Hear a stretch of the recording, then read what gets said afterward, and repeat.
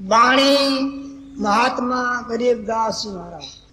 पानी की बूंदे सो साजे बनाया जी, अंदर ताके अंधेस था,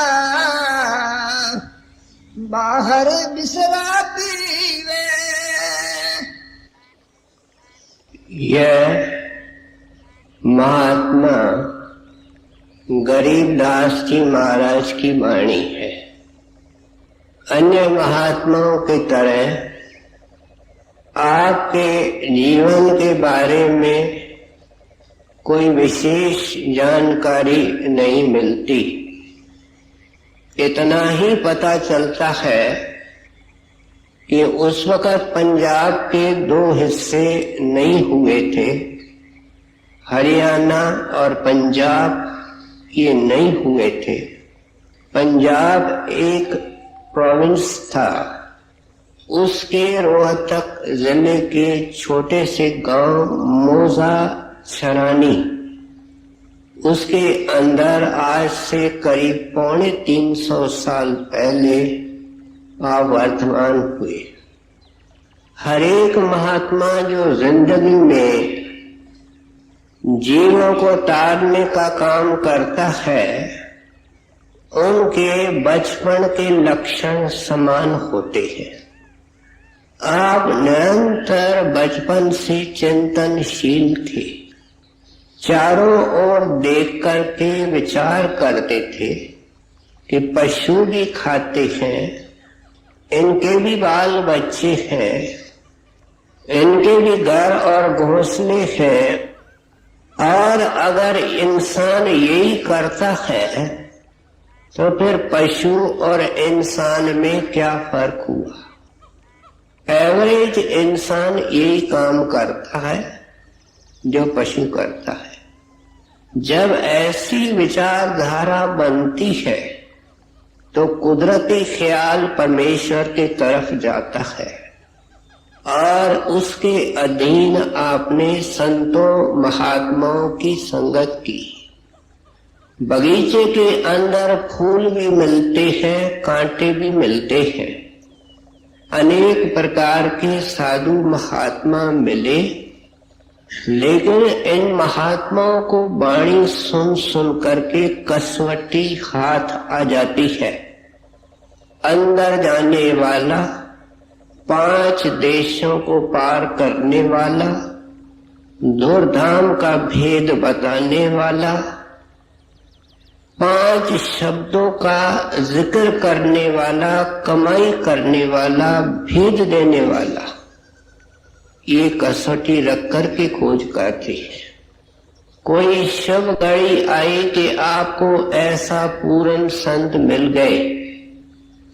अन्य महात्माओं के तरह जिन्होंने अपने गुरुदेव का नाम वाणी के अंदर लिखा तक नहीं है, आपने अपने वाणी के हजारों पद लिखे हैं और गुरुदेव की मुक्त कंठ से प्रशंसा की है।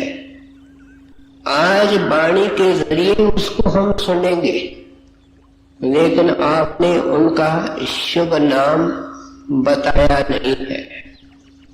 आपके गुरुदेव उसी गांव मोजा छरानी के अंदर थे और हुक्म दिया कि मेरे पीछे बैठ करके सत्संग करना है, जीवों को चिताना है, नाम का भेद देना है और हमारे वास्ते, हमारे मार्गदर्शन के लिए ये अति कल्याण की वाणी छोड़ के गए। अब पिछले जन्म के कर्मों के कारण मैं इस माता के गर्भ में उल्टा लटका हुआ हूँ। कौन से कर्मों के कारण माता के गर्भ में आया है, ये भी बच्चे को पता है। अंदर कुंभी नरक है, सारे संत महात्मा कहते हैं। न वेंटिलेशन है, बेहद गर्मी है, क्योंकि जबरदस्त आंच चाहिए कि बच्चों की हड्डियां पके। ये बाबा जी महाराज ने अपने चिट्ठियों में जिक्र किया है।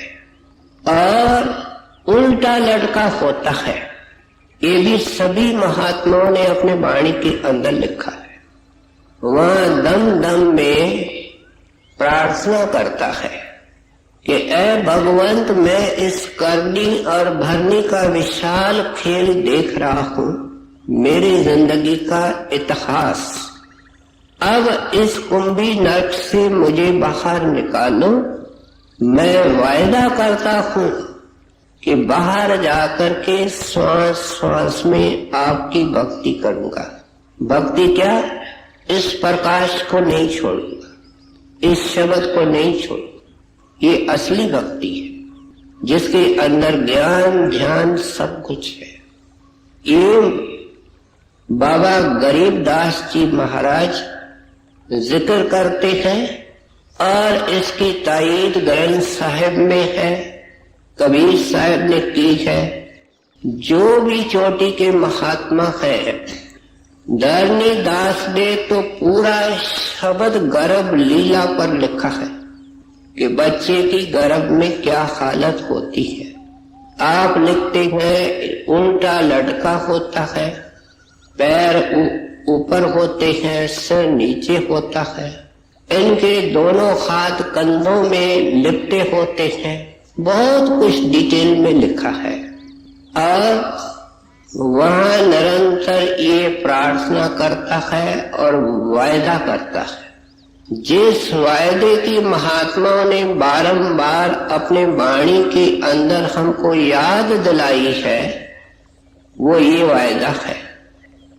हम जितने दुनिया में इंसान हैं, माता के गर्भ में ये भगवान से वायदा करके आए हैं कि रचना से प्रीत नहीं करेंगे। रचना से प्रीत करके क्या भोगा हमने देख लिया। अब बाहर जाकर के श्वास श्वास में आपसे लिंग लगा करके रखेंगे। इसलिए कहते हैं अंदर बहुत अंदेश था, अंदेश, घबराहट, बेचैनी, डर। कहते हैं ये बच्चे की हालत थी। और जब 9-10 महीने के बाद बाहर आया, बाहर बिसरा पी।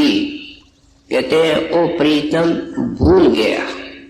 इसलिए संतों महात्माओं ने हमको बारंबार याद दिलाया, ऐ इंसान तुम महा गलती के अंदर हो। जिस काम को सुबह से शाम तक तुम कर रहे हो, ये पराया काम है, ये वायदे से मुकरना है। मालिक की भक्ति ही इंसान के जिंदगी का मकसद है।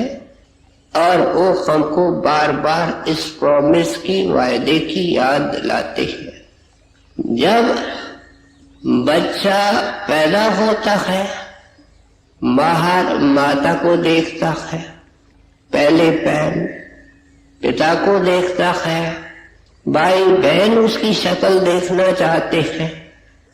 बड़ा होता है, उनके प्यार में अटक जाता है। थोड़ा और बड़ा हुआ, यारों दोस्तों के साथ मन बांट दिया। और जवानी आई, क्या हालत हुई, ये नक्शा हमारे सामने है। कहते हैं सब कुछ याद है, वो वायदा याद नहीं है। बाबा गरीबदास जी कहते हैं ऐ भूले हुए इंसान, मेरे को ये हुक्म हुआ है तेरे को चिताने का, तेरे को उस वायदे की याद दिलाने का।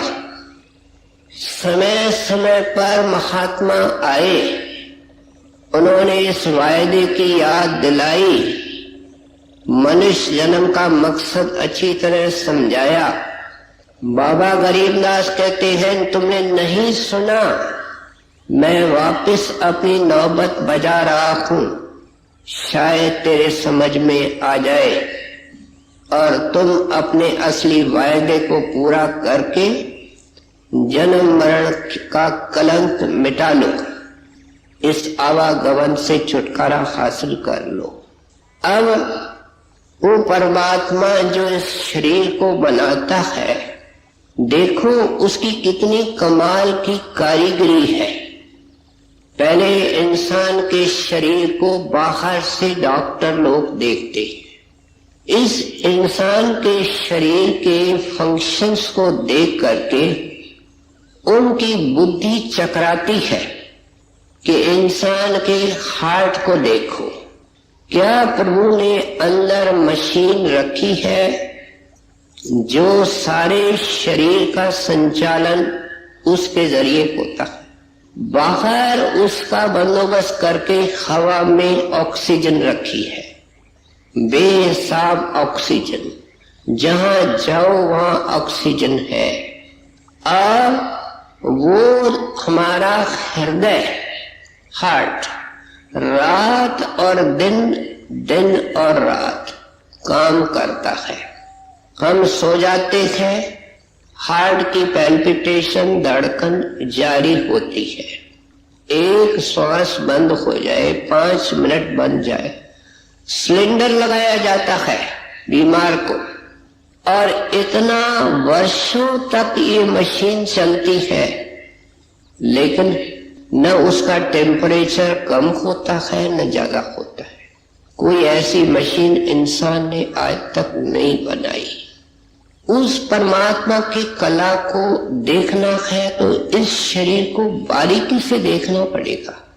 इंसान के नाक की सेटिंग करी, दोनों तरफ आंखें रखी, लेकिन उस कलाकार ने दोनों आंखों में नजर एक रखी। जब हमारी आंखें किसी ऑब्जेक्ट को रात को अंधेरे में देखती है, तो ऐसी ये ऑटोमेटिक मशीन है कि उस इंसान या पदार्थ की शक्ल एकदम अंदर जाती है और अंदर में एक सोच विचार की मशीन शुरू हो जाती है कि ये अपना है कि पराया है। मिसाल तौर जब हम सांप को देखते हैं, एक सेकंड के अंदर हम चिल्लाना शुरू करते, दौड़ना शुरू करते। कैसे ये इंसान की मशीन काम करती है। 2 कान रखे हैं खूबसूरती के ख्याल से। अगर हम कारे को एक कान होता तो हम कैसे लगते, एक आंख होती तो कैसे लगते, लेकिन दोनों कानों के अंदर एक आवाज जाती है, एक साथ जाती है, एक साथ सुनाई देती है। कहते हैं, इंसान कहता है कि मैं चंद्रमा तक पहुंचा, लेकिन आज तक इंसान ने तो अपने शरीर के रोम और बालों की गिनती नहीं की। एक डॉक्टर नहीं निकला, एक साइंसदान नहीं निकला। ये कहता है मैं बड़ा अक्लमंद हूं, अपने शरीर के बालों की गिनती नहीं कर सकता।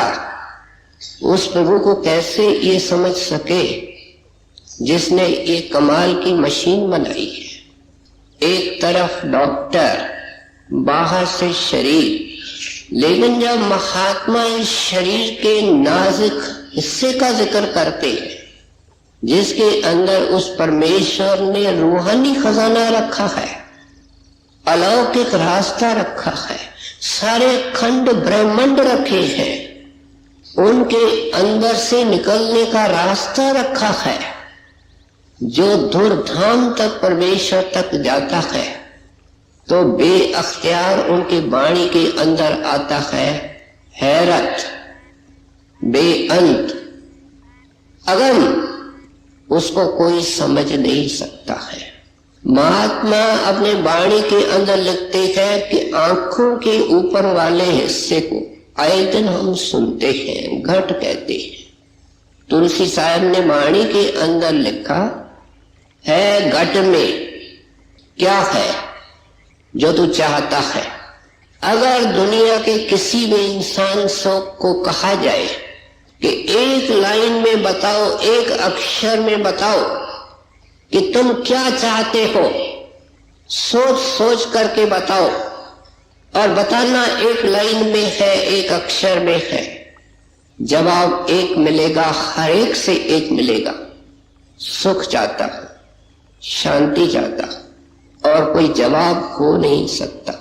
कहते हैं वो इसके घट में है घट में।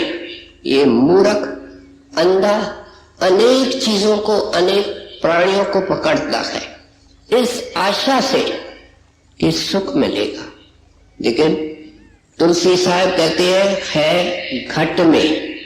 क्यों? सारे सुखों का दाता परमेश्वर घट में है। न केवल घट में इंसान के बैठता है, लेकिन बैठ करके इंतजार करता है। सूझे नाई, ये अंधे की तरह जैसे दुनिया में अंधा किसी चीज से टकराता है, ये टकरा रहा। लानत ऐसी जिंद है, कहते हैं ऐ इंसान दर्द है तेरे जीवन को। जिसने तुझे बनाया, जिसने तुझे रखा, उसकी कभी तुमने खोज नहीं की, उसका कभी शुक्र नहीं किया, कभी उसका दर्शन करने की कोशिश नहीं की। कह तुलसी संसार को, सारे संसार के जीवों को पड़ा मोतिया बिंद। कहते हम होशियार है, हम सब कुछ जानते हैं, लेकिन सोक्रेटिस ने तो 2 लफ्ज उचारे और हमसे सवाल पूछा कि मानते हैं कि तुम दुनिया के कोने कोने की जानकारी रखते हो, लेकिन अपने आप को जानते हो? इसलिए उन्होंने क्या फरमाया? No thy self. पहले तुम अपनी जानकारी हासिल करो। तुम कौन हो? क्या हम शरीर है जो फूंका जाता है? जब इंसान का अंत समय आता है, शरीर से क्या निकलता है? क्या बटन ऑफ किया जाता है? क्या निकलता है? ये बेखबर इंसान कुछ समझता नहीं। इसलिए कहते हैं ये आंखों के अंदर जैसे मोतिया पड़ जाता है, आंखें जैसी होती हैं लेकिन काम नहीं करती हैं। इस तरह इनके अंदर मालिक ने मस्तक रखा, खंड ब्रह्मांड रखे, और वो मालिक खामोश नहीं है, अंदर में आवाज दे रहा है। मिलेगा कोई ऐसा माँ, मिलेगा कोई ऐसा बाप जिसका बेटा बिछड़ जाए और उपकार करके उसको ना बुलावे। इंसान के शरीर का साथ आत्मा है। आत्मा किसी ने नहीं देखी, बहुत सारे महात्मा दरवेशों ने नहीं देखी। जो मन के दायरे से परे गए संत, उन्होंने आत्मा का दर्शन किया, उसके बाद ही उनको परमात्मा का दर्शन हुआ। क्योंकि परमात्मा का दर्शन सिर्फ आत्मा कर सकती है, न शरीर न मन। तो शरीर और मन के दायरे के जो महात्मा है, ब्रह्म के नीचे के महात्मा है, उन्होंने तो अपने आत्मा का उनको ज्ञान नहीं। जब आत्मा का ज्ञान नहीं तो परमात्मा के ज्ञान का सवाल कहां उठता है। कहते हैं वो खामोश नहीं है, अपनी अंश को, आत्मा को आवाजें दे रहा है। आ रही दूर से सदा तेरे बुलाने के लिए। सचखंड से वो बैठा हुआ आवाज दे रहा है। वो आवाज सारे खंडों ब्रह्मांडों को चीर करके आंखों के बीच में गुंजार कर रही है। सुबह को उठ करके हम गिरजे में घंटा सुनते हैं, बड़े तरीके से वो घंटा गिरजे में बजाया जाता है। ये सब उसकी अंदर की नकल है। वो आवाज परमेश्वर की है। इस घंटे के आवाज के पीछे पीछे आ और धीरे धीरे तू मेरे पास पहुंच जाएगा। जब गुरु नानक देव जी आखिरी यात्रा करने मक्के मदीने की तरफ गए तो ये हमने सुना है कि काबे की तरफ पांव करके सो गए थे उनके सिखाने के लिए। मुजावर आया। ये उल्टी रीत है, ये बेअदबी है। ये सारी वार्ता हमने सुनी है। मुजावर जहां भी उनके चरण घुमाता था, काबा उसके साथ घूम जाता था। दंग रह गया, बड़े काजी को बुला के लाया। ये इंसान नहीं है, ये तो खैरत का भंडार है। आप चल के बात करो, वो प्रेम सहित बैठता है, अदब सहित बैठता है। कहते हैं भाई बाहर तो केवल नमूना है। तब वो पूछता है कि खुदा कहाँ रहता है, क्या करता है। ये तो बड़ा डिटेल्ड वार्तालाप है जो गुरु नानक साहिब वाणी के अंदर लिख के गए। अच्छी तरह समझाते हैं कि वो महल इंसान का शरीर, कर नैनो दीदार महल में प्यारा है, कबीर साहब ने लिखा। और कहते हैं ये इंसान का शरीर केवल उसके रहने का महल नहीं है, उच्चे खासे महल दी देवे बांग खुदा। कहते हैं मुल्ला बाहर बांग देता है, खुदा अंदर बांग देता है उस महल के अटारी के ऊपर। कहते हैं सुते बांग न सुन सके, हम मालिक की तरफ से सोए हुए, दुनिया की तरफ से खूब हम सक्रिय है, जागते। उच्चे खासे महल दी देवे बांग खुदा, सुते बांग न सुन सके, रहा खुदा जगा। खुदा तो अपनी ड्यूटी कर रहा है जगाने की, लेकिन ये जो मोह निशा है, दुनिया का प्यार है, ये भी एक नींद है जिसके अंदर हम पड़े हैं।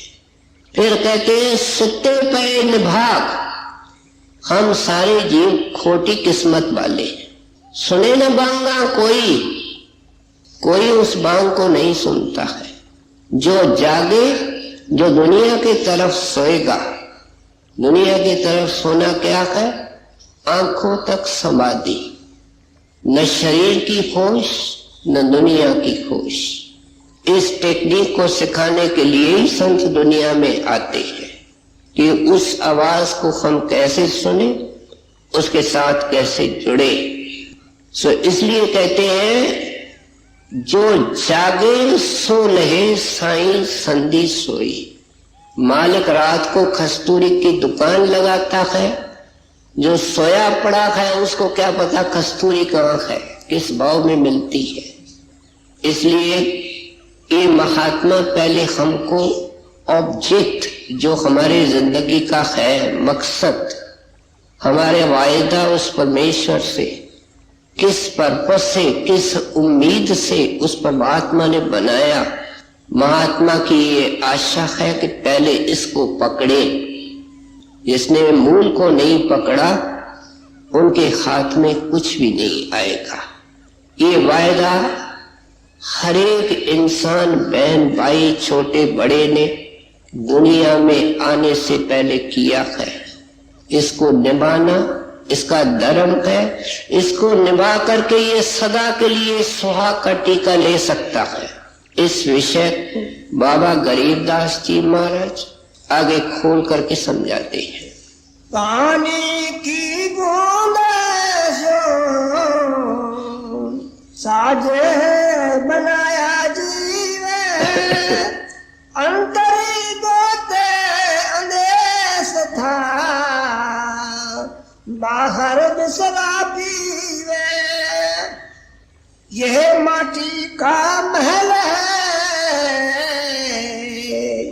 तासे कैसा ने है, जो सही मिले जात है, तो परायण दे है। अब कहते हैं दूसरा कदम, ये माटी का मैल है। क्या ये शरीर? लेकिन माटी का शरीर नहीं कहते हैं, माटी का मैल कहते हैं। संतों की वाणी के अंदर एक एक वचन मीनिंगफुल होता है, खास मतलब रखता है।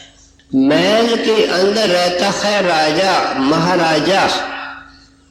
संतों के वाणी के अंदर उस परमेश्वर को राम राजा कहा गया है। ग्रंथ साहिब के अंदर सैकड़ों स्थानों पर राम राव का जिक्र आता है। राव का अर्थ राजा है। कहते हैं क्योंकि परमेश्वर इस वक्त इसके अंदर बैठा है, ये मिट्टी का शरीर नहीं है प्यारे, ये मिट्टी का महल है। कहते हैं महल कब तक है? जब तक वो परमेश्वर है। कुछ अरसे के लिए तुमको रहने के लिए ये महल मिला है, और उसके बाद क्या होता है ये तो हम रोज का खेल देखते हैं कि जो इंसान इस शरीर से लाभ नहीं उठाता, संतों की शिक्षा का ख्याल नहीं रखता, अंत हर एक के शरीर का आना है। महात्माओं ने चोला छोड़ा, आम इंसान चोला छोड़ता है, और क्या होता है फिर ये महल नहीं रहता है। जब इंसान को हम शमशान भूमि तक पहुंचा के आते हैं, खड़े भी रहते हैं, देखते हैं कि हमारा असली घर तो यही है, हमको भी यहाँ पहुंचना है, और पूरा बंदोबस्त किया जाता है। कोई जगह खाली नहीं कि इस शरीर का कोई पुर्जा बच जावे। ये इंश्योर किया जाता है कि पूरी राख और मिट्टी बन जावे। देख लीजिए। और फिर 1-2 दिन के बाद हम जाते हैं, थैला लेके जाते हैं, और जिस जगह संस्कार हुआ वहां उसकी मिट्टी और हड्डियां जो टूट टूट करके टुकड़े हो चुकी है, वो अवशेष उस थैले में डालते हैं। ये कौन है? उस थैले में कौन है? ये माटी का महल है, जो किसी वक्त माटी का महल था। आज क्या है? माटी का थैला। कहते हैं जब मिट्टी का थैला बनोगे उसके बाद मेरी बात सुनोगे, उससे पहले सुनोगे, कुछ सोचोगे, कुछ अमल करोगे, तो प्यारे फायदे में रहोगे, सुखी हो जाओगे। सो इसलिए आप समझाते हैं कि ये इंसान का जो आंखों से ऊपर वाला हिस्सा है, इसके अंदर परमेश्वर अभी जिक्र हुआ बैठा हुआ नहीं है, लेकिन हमको याद कर रहा है, पुकार रहा है, बुला रहा है। इसलिए कबीर साहब ने अपनी वाणी के अंदर लिखा, पांचों नौबत बाजती। आंखों से ऊपर संतों ने जिक्र किया कि 5 मंडल है, उसमें 5 प्रकार के शब्द हैं। ये है 5 नौबतें जो कबीर साहब जिक्र कर रहे हैं। पांचों नौबत बाजती। कहते हैं इसके अलावा होत 36 राग। वो राग कौन से है? जब मन उनको सुनता है, ये दुनिया और दुनिया के लोग और पदार्थ उसके लिए बिगाने हो जाते हैं। जिसके लिए कबीर ने कहा, मन मस्त हुआ तब क्या बोले। जब उस आवाज को सुनता है, राग रागनी को सुनता है, कहता है मैं तो कीचड़ में पड़ा था। वो जब मन हमारा रास्ता रोक रहा है, वो अभ्यासी सत्संगी को कहता है चल कोने में, उस आनंद को लेना है। जो मन आज विद्रोह कर रहा है, जो आज शत्रु है, बाद में ये दोस्त बनता है, मित्र बनता है। सो इसलिए कहते हैं जब तक ये शरीर है तो तक ये मंदिर है। मंदिर में प्रकाश होता है, मंदिर में कीर्तन होता है। पांचों नौबत बाजती, होत 36 राग। सो मंदिर खाली पड़ा। प्यारे याद कर, तेरे को खाली करना है। इसी एक बात को इंसान भूला है, बाकी सब चीज इसको याद है। क्या अलमारी में है बखूबी याद है, क्या पासबुक में है बखूबी याद है, क्या दुकान में है बखूबी याद है, लेकिन इसको पता नहीं इसके सांस कितने हैं। ये कैसा अजीब किराए का मकान है। किराएदार को पता होता है कि मैंने इतने साल आराम से इस मकान में रहना है, लेकिन इस शरीर रूपी मकान के अंदर एक कब तक इसकी टेनेंसी है, इसको कोई पता नहीं। किसी वक्त भी इसे खाली कराया जाए। सो इसलिए कहते हैं अगर जंगल में ये किराए का मकान खाली हो गया, ताकन लागे काक, कहते हैं कितना इसको सजाता है, कितना इसको मालिश पालिश करता है, इसके द्वारा कितना दुनिया से मोह करता है। कहते हैं वहां कोई पूछने वाला नहीं, पता तक नहीं। हवाई जहाज ऊपर से टूट के गिरता है, उसके सवार और चालक न केवल मर जाते हैं, लेकिन आए दिन अखबारों में सुनते हैं टुकड़े टुकड़े हो जाते हैं, उनके शरीर की पहचान करना मुश्किल हो जाता है। इंसान अंधा है, पूरी तौर पे अंधा है। ये संत घबरा जाते हैं इंसान की बेपरवाही, इंसान का अंधेरा देखकर। क्यों नहीं जागता है जब हम जगाने को आए हैं?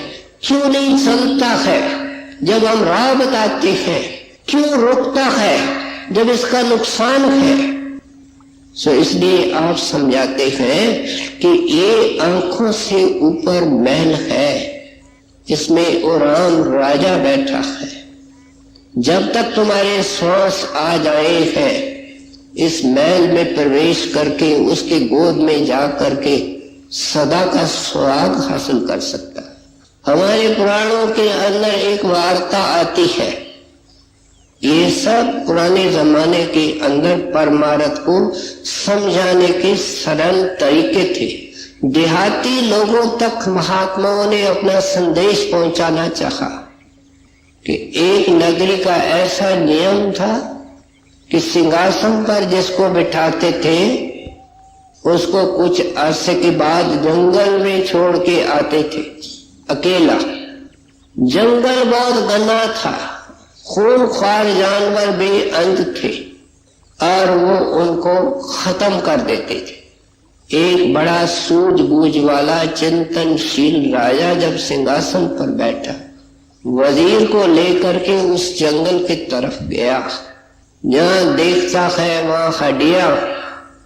पूछता है वजीर से कि ये किसकी हड्डियां हैं? कहते हैं जो इस सिंहासन के ऊपर बैठे थे और राजा थे, आपके तरह उन्होंने सिंहासन को सजाया, ये उनकी हड्डियां हैं। मेरा क्या होगा? आपका भी यही हाल होगा। राजा चिंतनशील था, उसका मन सब तरफ से निकल गया। इसका क्या प्रबंध किया जाए? अब क्योंकि सिंहासन के ऊपर था, हुक्म चलता था, उसने पहला तो ये हुक्म किया कि जंगल को काट करके साफ मैदान किया जाए। फिर इंजीनियर बुलाए कि इसके बीच में एक आलीशान महल बनाया जाए और बड़ा जल्दी से बनाया जाए। जैसे जैसे महल तैयार होने लगा तो राजा के मन में संतोष आने लगा। कहता है अब कोई डर नहीं, अब कोई फिक्र नहीं, मुझे निकालेंगे तो एक महल से निकल करके इससे भी अच्छे महल में चला जाऊंगा। ये कौन है?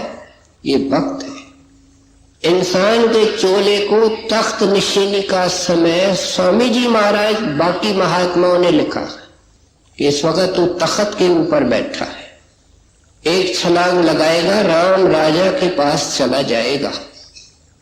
और ये 84 का जंगल है, आवागमन का जंगल है, ये कट जाता है जब इसके अंदर भक्ति का महल बन जाता है। वो वजीर कौन है? ये संत है, ये बाबा गरीबदास है जो समझाते हैं।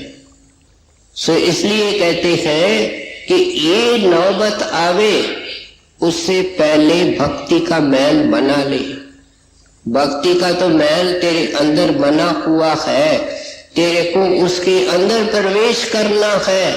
स्वामी जी महाराज ने लिखा, जब से ए आत्मा तू घर से निकली है, तेरा तख्त भी वहां खाली पड़ा है, तेरा ताज भी खाली पड़ा है, चल वापिस, तेरा अधिकार इतना ऊंचा है।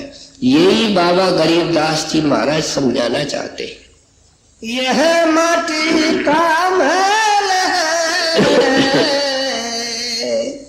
तासे कैसा न है, जो साईं मिले जात है।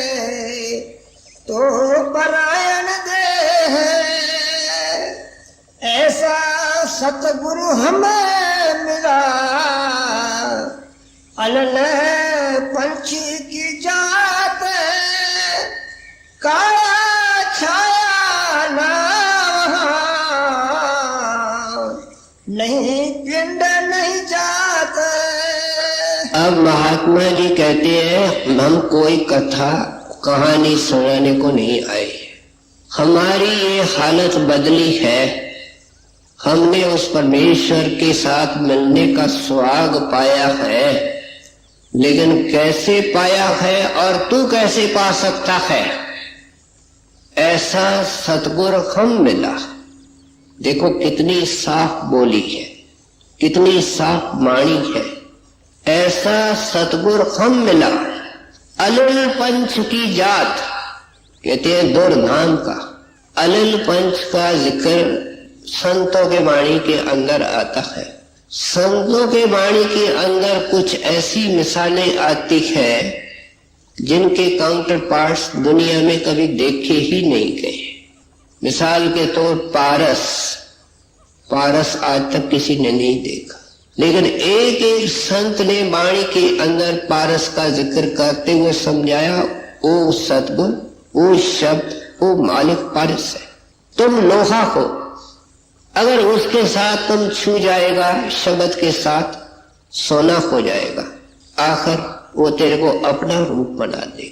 लेकिन आज तक किसी ने पारस दुनिया में देखा तो नहीं। जिक्र डिक्शनरी में आता है लेकिन देखा किसी ने नहीं। इस तरीके से हंस का जिक्र आता है कि वो हीरे मोती खाता है, उसके चोंच में कला है।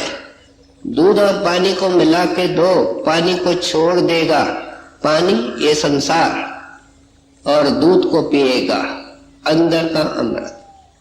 ये मिसाल देकर के महात्माओं ने अलिल पंछी की भी मिसाल दी कि एक ऐसा पंछी है जो उस धरती पर कभी अपना पैर नहीं रखता, आकाश में रहता है, नर और माद।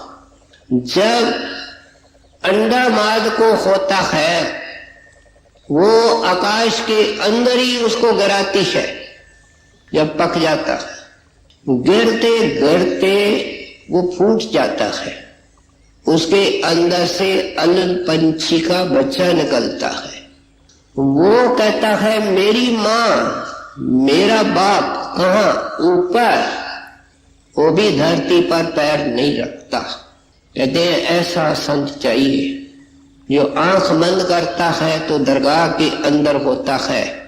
जैसे पंछी हमने देखा है, अभी धरती पर, अभी पहाड़ पर, अभी पहाड़ पर, फिर धरती पर।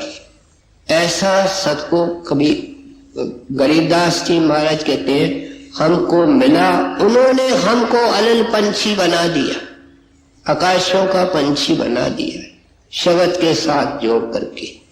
क्या इंसान की जात शब्द है?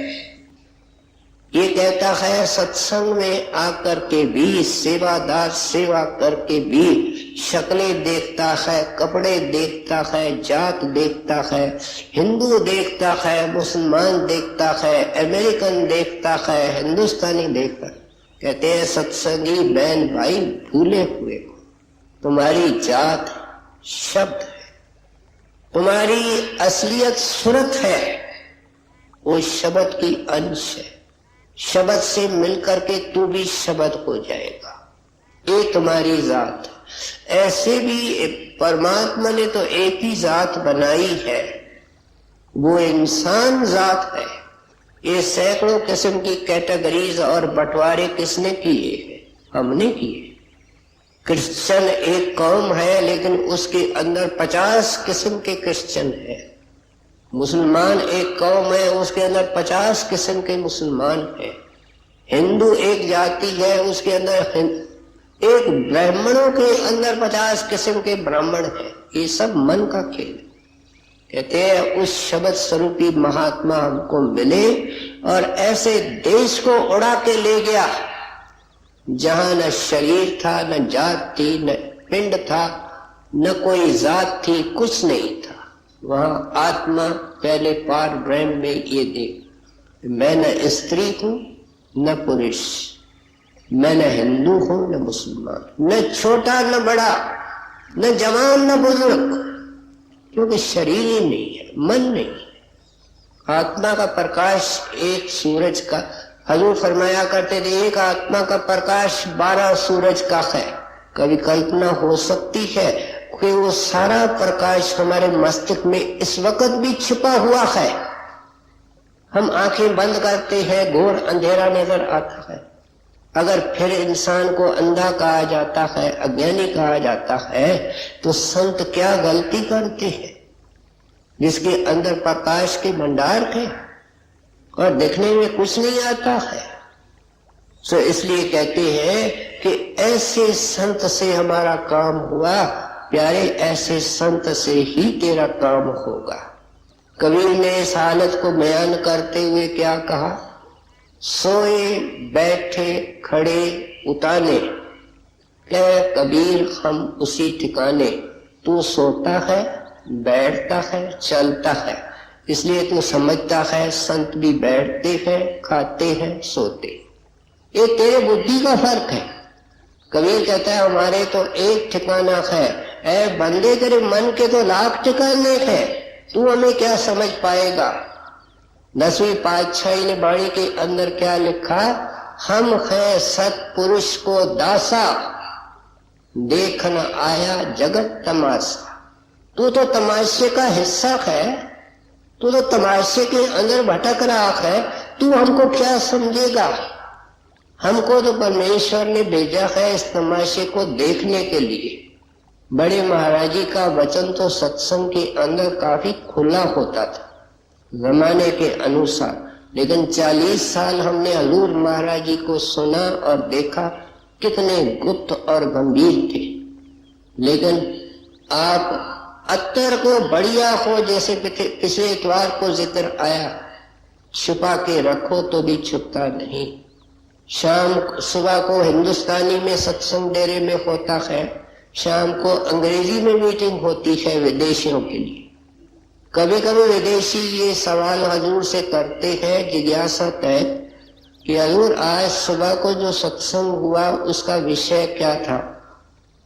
तो हजूर महाराज दया करके 5-7 मिनट में उसका सार अंश उनको सुना देते।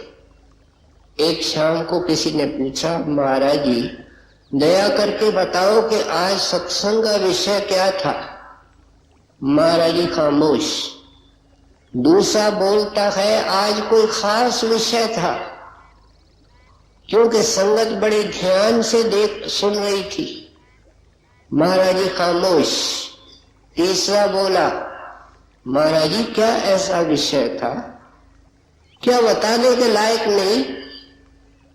तो महाराज जी को बोलना पड़ा एक लाइन अंग्रेजी में, आई वॉज हार्डली देयर।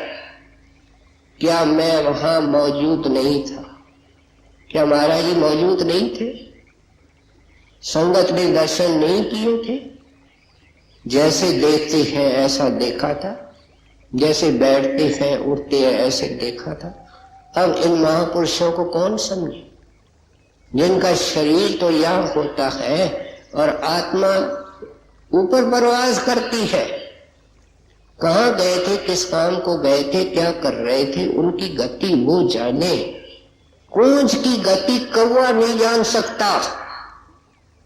कौवे को हरेक उड़ता देखता है, कूंज को कभी देखा उड़ती है, लेकिन हमने देखा भी नहीं, इतना ऊंचा उड़ती है। ये समझाना चाहते हैं कि आपका कल्याण छानबीन करके वाणी की कसौटी लेकर के ऐसे महात्मा के आगे माथा टेकना है। बड़े महाराज जी ने 22 साल खोजा, श्री बाबा जी की खोज मशहूर है।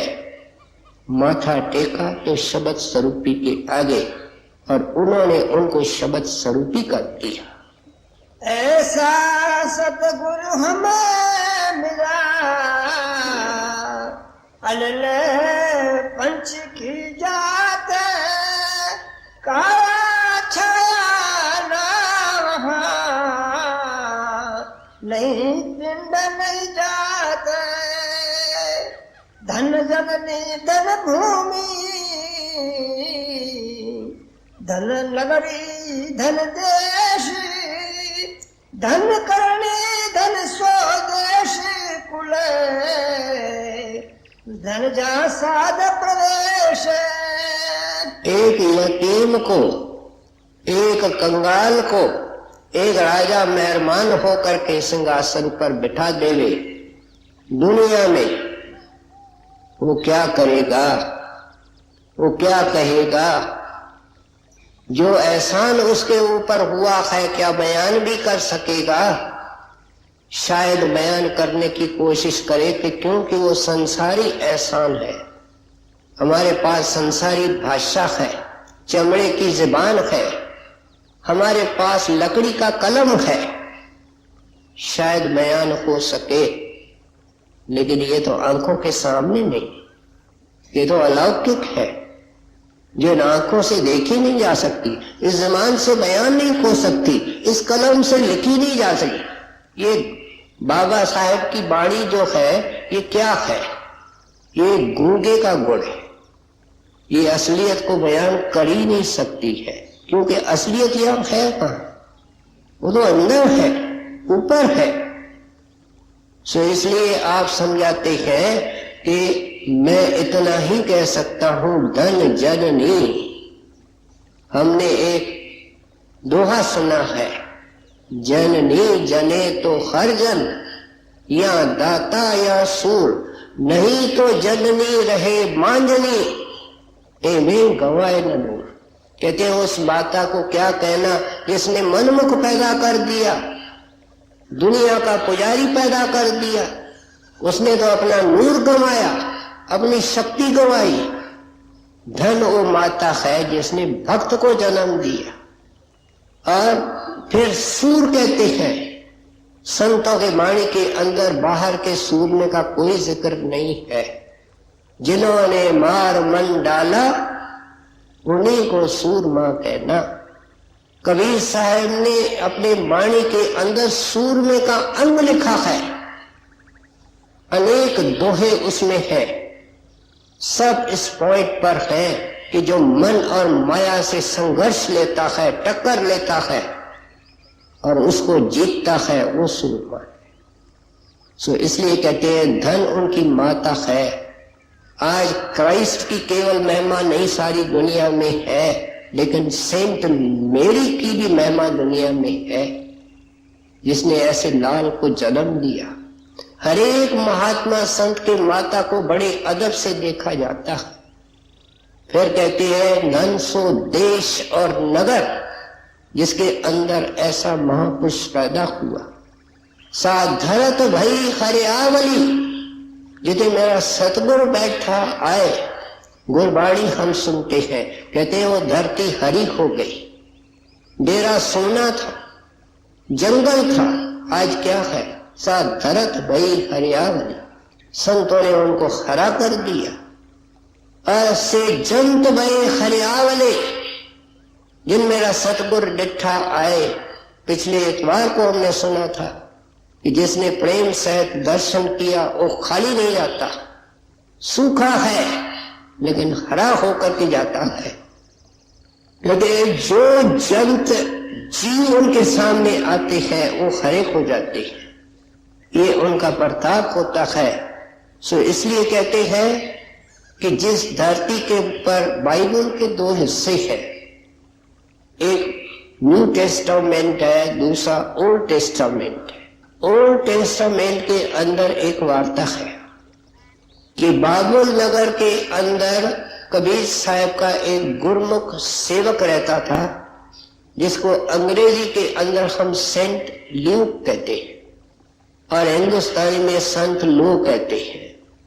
एक दिन वो अपने ध्यान में बैठे थे अंतर में, तो काल के तरफ से फरिश्ते आए, हाथ जोड़ करके कहते हैं कि इस बाबुल नगर के अंदर अत्याचार और पाप बढ़ गया है, हमें हुक्म है कि इसको नाश किया जाए, लेकिन साथ में हमको ये हुक्म है कि पहले आपकी इजाजत ली जाए। हम इजाजत लेने के लिए आए हैं। महात्मा अपने आप को गुप्त रखते हैं। और सेंट ल्यूक ने क्या कहा, इस नगर में कितने पापी दुराचारी रहते हैं इससे हमारा संबंध नहीं, इस नगर में इतने भक्त रहते हैं, 5 का होगा 10 का होगा, इसलिए इस शहर को नाश न किया जाए। और वो नगर बर्बादी से बच गया। इसलिए तो कबीर ने कहा, आग लगी आकाश को, झर झर गिरत अंगार। हम तो दुनिया को भस्म करने के लिए लगे। टीवी को देखो, अखबार को पढ़ो, जलाने को तैयार बैठे हैं। लेकिन संत चोरी छिपे परोपकार करके अपने दया से, अपने शब्द से, अपनी कृपा से दुनिया को चला रहे हैं। संत न होते जगत में जल मरता संसार। वाणी कितनी परफेक्ट है। होते का अर्थ क्या है? क्या कोई गुजरा हुआ? वर्तमान। संत न होते जगत में क्या सदा वो मौजूद होते हैं? आपको उसके पास जाना है जिसके अंदर गुरु नानक की ज्योत जग रही है, कबीर की ज्योत जग रही है। हिंदू है, मुसलमान है, सिख है, ईसाई है, कोई संबंध नहीं। शब्द की ज्योत जिसके अंदर जग रही है। तो इसलिए अच्छी तरह समझाना का। फिर आखिर में कहते हैं, धन सो करनी। बाबा जी एक पेड़ के नीचे बैठते थे, नानवाई से रोटियां ले आते थे, एक कपड़े के अंदर बांध करके पेड़ के साथ लटका देते थे। 2 दिन 3 दिन भजन में जब फारिग होते, थोड़ी सी सूखी रोटी पानी में गीली करके खा के फिर भजन बैठ जाते थे। ये उस महापुरुष की करनी, उसने क्या किया है, ये हमारे सामने दृश्य है। लाखों जीवों की जिंदगी को संवार दिया। शराब छूट गई, मांस छूट गया, खोटे खोटे ख्याल छूट गए। छतों पर बैठे हैं, सिमरन करते हैं, ध्यान करते हैं। ये क्या है? धन करनी, उस एक महापुरुष की करनी। हर एक संत ने अपने गुरुदेव की जब महिमा की है। बड़े महाराज जी जब बाबा जी महाराज के बारे में कुछ कहते थे, कहते कहते रुक जाते थे। हजूर महाराज जब बड़े महाराज जी का कोई जिक्र भी आता था, उनका गला रुक जाता था। पाठी को कहते आगे पढ़ो, क्योंकि वो जानते हैं कि उनका ऐसा एहसान है कि उनको कोई दुनिया की भभूति देकर के, हीरों के भंडार देकर के भी नहीं चुका सकते हैं। हम गरीब दुर्बल कंगाल इंसान जिनके पास काम क्रोध के भंडार हैं, क्या पेमेंट कर सकते हैं? इसलिए धन धन धन करते जाते हैं। हाँ जी। धन जननी धन भूमि, धन नगरी धन देश, धन करनी धन स्वदेश कुल, धन जहाँ संसाद प्रदेश, आद घड़ी की आद घड़ी, आधे की आधे, साधु सेती गोष्ठी, जो कीने सलाब। कहते हैं संतों के पास आधी घड़ी बैठो। बड़े महाराज जी ने जमीनें सरसे में ली पाकिस्तान से पहले। वहां मुसलमान आबाद थे और बड़े शैतान थे। महाराज जी को किसी ने कहा, इनसे कैसे गुजारा करोगे? महाराज ने कहा, प्रेम से सब गुजारा हो जाता है। महाराज ने उनके दिलों में ऐसी जगह बना दी कि जब कभी महाराज जी डेरे से सर से आते, वो सारे किसान उनके पास आ जाते। जहां बर्फ होती है वहां गर्म क्यों नहीं आएगा? महाराज जी उनकी तकलीफें सुनते थे। वो महाराज जी को जमींदार समझते थे और अपनी समस्याएं रखते थे। महाराज जी जहां तक हो सकता उनके समस्याओं को हल करते थे, लेकिन उस अत्तर को पहचान नहीं सके। आखिर एक मुसलमान किसान का अंत समय आया। घर वालों ने देखा ये जा रहा है, उन्होंने कहा भाई अब तो कोई और साधन नहीं, अल्लाह अल्लाह को याद करो। वो कहता है प्यारे, अल्लाह की गैबी आवाज अंदर हो रही है और महाराजी खड़े हैं। वो मुसलमान हैरान होकर के पूछते हैं कौन से महाराजी? कहते हैं ये जमींदार, हम अंधे जीवों ने इनको समझा ही नहीं।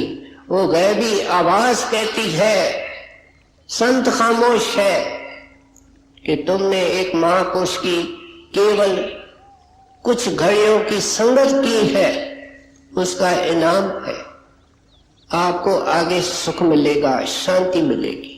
ये चीज समझाना चाहते हैं। सत्संगी सोचे जिसको दीक्षा मिली, जिसको सेवा का मौका मिला है, जिसको भजन करने का अवसर मिला है, वो सत्संगी मूर्ख और महामूर्ख कहता है गुरु मेरे लिए क्या करता है, मैं तो बीमार रहता हूं, बच्चे बीमार रहते हैं, पैसे की तकलीफ रहती है। बुद्धू नहीं महाबुद्धू हम लोग हैं। जिसको सचखंड जाने का परवाना मिल चुका है, उस खुशी के अंदर ही उसके 4 दिन निकल सकते हैं, शुक्र में निकल सकते हैं। अपने सोचने विचारने को विशाल करे। ये वाणी इसलिए नहीं है, कानों का विषय नहीं है, ये गहरे चिंतन का विषय है। आध घड़ी की आध घड़ी, आधे की आधे साधु से थी गोष्ठी, जो कि में सोलावे छिले संतोष विवेक बुधे, दया धर्म इकतारे बिन निश्चय काहे नहीं, साहिब का दीदार। कहते हैं तुम जो एतराज करते हो कि मेरे को कोई फायदा नहीं हो रहा है क्योंकि बर्तन गंदा है। आंखों में शील रखो, अपनी औरत अपने पुरुष के सिवाय कोई शक्ल सपने में नहीं आवे, इसको हम शीलवंत कहते हैं। शादी नहीं हुई तो गुरु का ध्यान रखे, इसको हम शीलवंत कहते हैं। और फिर कहते हैं संतोष। हर एक इंसान तो क्या सत्संगी उस चीज को उसका मन सोचता है। याद रखें एक लाइन, जो उसके पास नहीं है, जो उसके पास है उसका शुक्र नहीं। कभी आंखों का शुक्र किया? जब रोशनी चली जाती है उस वक्त चिल्लाता है। कभी हाथों का शुक्र किया, कभी पैरों का शुक्र किया कि जब तक हाथ पैर है साथ संगत की सेवा करें, मालिक से बेनती करें, डेरे चल करके उनका दर्शन करें। कहते हैं शुक्र किया, इसको संतोष कहते हैं। पानी आधा गिलास खाली है, जो भरा हुआ है उसको नहीं देखता है। ये सत्संगी है, वो खाली वाले हिस्से को देखता है, ये नहीं है। कहते हैं फिर मिले कैसे? बर्तन ठीक नहीं है, गंदा है, रखने के काबिल नहीं है। और फिर कहते हैं कि इसके अंदर दया नहीं है। सत्संगी जो सत्संग से दूर रहता है वो तो पशुओं की तरह होता है। सत्संगी होकर के पोल्ट्री फार्म लगाते हैं। अमेरिका से एक सत्संगिन आई और मीटिंग में कहती है महाराज जी मैं तो कोई चीज खाती नहीं हूं, अमेरिका में मैं केक बेचती हूं और वहां बगैर अंडे के कोई केक खाता नहीं, इसलिए मजबूरन मुझे केक लाने पड़ते हैं, खरीदने पड़ते हैं, तैयार करने पड़ते हैं अपने जीवन को निर्वाह करने के लिए। आपको सुन करके मेरे मन के अंदर ख्याल पैदा हुआ है कि ये ठीक भी है कि नहीं। महाराज जी उनको कहते हैं बेहतर होगा तुम अपना पेशा बदल दो। तुम अंडे खरीद करती हो, लाती हो और केकों के अंदर डाल करके बेचती हो, उनकी आय और इनकम से तुम रोटी खाती हो ये ठीक नहीं है बेटा, और कोई धंधा करो। सोचे कि नरकों के रास्ते गुरु साफ कर रहा है, ये नरकों का सामान बना रहा है। क्या हम जन्म जन्म के बैरिंग सुनने को तैयार नहीं है? जन्म जन्म के अंधे देखने को तैयार नहीं है? ये हमारे महात्मा दृष्टि को विशाल करते हैं, सोच को विशाल करते हैं। सोचो, ध्यान दे करके सुनो। महात्मा कहते हैं हम क्या समझाते हैं, अपना तजुर्बा हमने कैसा पाया है। तो कैसे पा सकता है जब हृदय इतना गंदा हो रहा है। शील संतोष विवेक बुध दया धर्म एकतार बिन निश्चय पाए नहीं साहिब का दीदार। सिमरन तब ही जानिए जब रोम रोम धुन होए, कंज कमल में बैठे तरे माला फेरे सोए। करे विचारे समझ करे खोजे बूझ का खेले बिना मथे निकसे नहीं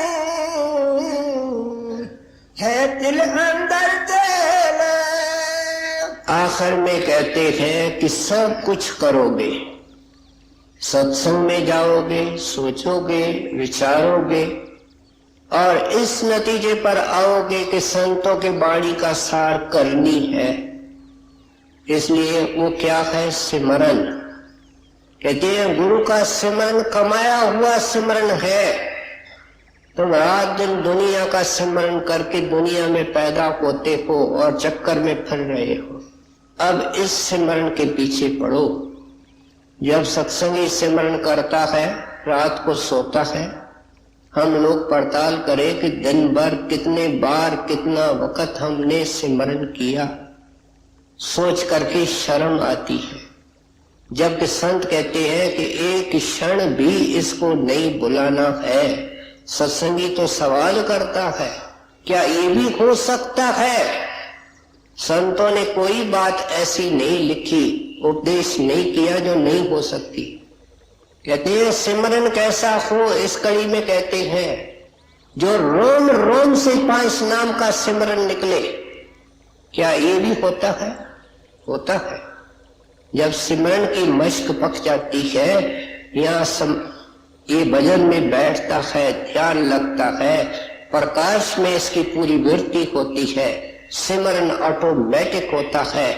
ये ऐसा इसको महसूस होता है कि ये जन्मों जन्मों का सताया हुआ और तपन के अंदर रहने वाला जीव बर्फ और पहाड़ के बीच में बैठा है।